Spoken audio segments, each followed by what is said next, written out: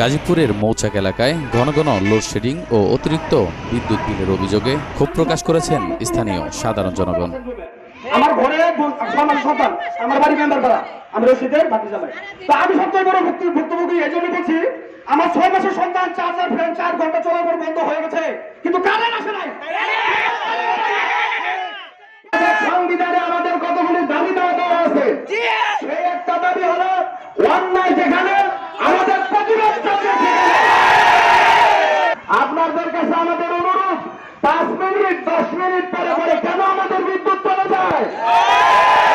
আমাদেরকে যদি দিতে হয় 2 ঘন্টা বিদ্যুৎ দেন, আমাদেরকে যদি দিতে হয় 6 ঘন্টা বিদ্যুৎ দেন, তারপরে আপনারা 2 ঘন্টা বিদ্যুৎ দেন।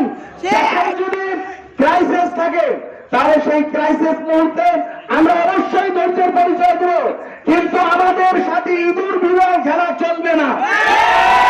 এসব সমস্যার সমাধানের দাবিতে তারা মৌচাক জোনাল বিদ্যুৎ অফিস ঘেরাও করে বিক্ষোভ করেন। এ সময় স্থানীয় জনগণ বিদ্যুৎ অফিসের ঊর্ধ্বতন কর্মকর্তাদের কাছে জানতে চান দীর্ঘদিন ধরে চলমান লোডশেডিং ও কথিত ভুতুড়ে বিলের প্রকৃত কারণ কি এবং এসব সমস্যার স্থায়ী সমাধান কবে পাওয়া যাবে।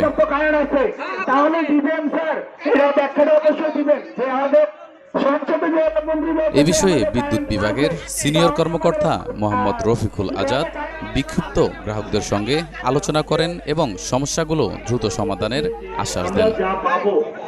বিদ্যুৎ কর্তার গেট থেকে যা পাবো, এটা ইমানদারি বলতেছি যে আপনি কামরাঙ্গাচালা, তেলিচালা বা মডেলসে যে এলাকায় যে ফিডারে থাকেন, সেই ফিডারে সমহারে পাবেন। কোনোদিন যদি এর বিচ্যুতি হয়, ইমানদারির সাথে আমরা বলে দিই যে আপনি সমহারে পাবেন। কামরাঙ্গাচালাও বেশি পাবেন না, আমি যে ফিডারে বেশি থেকে 4 নাম্বার সেখানেও বেশি পাবেন না, আবার কেউ কোথাও জায়গায় বেশি পাবেন না। আমি এখন বরাদ্দটা কিভাবে বাড়ানো যায়, তিনি জানান বিদ্যুৎ সরবরাহ স্বাভাবিক রাখতে এবং গ্রাহকদের অভিযোগগুলো গুরুত্বের সঙ্গে বিবেচনা করেই খুব শীঘ্রই প্রয়োজনীয় পদক্ষেপ গ্রহণ করা হবে। প্রত্যেকটা ফিডার মিনিমাম 1.5 ঘন্টা করে রাখতে এবং লোডশেড কমানোর জন্য আমাদের বরাদ্দ বাড়ানোর চেষ্টা করবো। ঘন্টা দিতে যাবো, আবার আপনাদের পরিস্থিতি আমাদের জেএমএর মধ্যে বলবো, এবং যেভাবে হোক আমরা এই বরাদ্দ বাড়াইয়া আপনাদের লোডশেডের মাত্রা কমাই দিব। তবে স্থানীয় বাসিন্দারা দ্রুত কার্যকর ব্যবস্থা গ্রহণের দাবি জানিয়ে বলেন, দীর্ঘদিন ধরে তারা চরম দুর্ভোগের শিকার হচ্ছেন।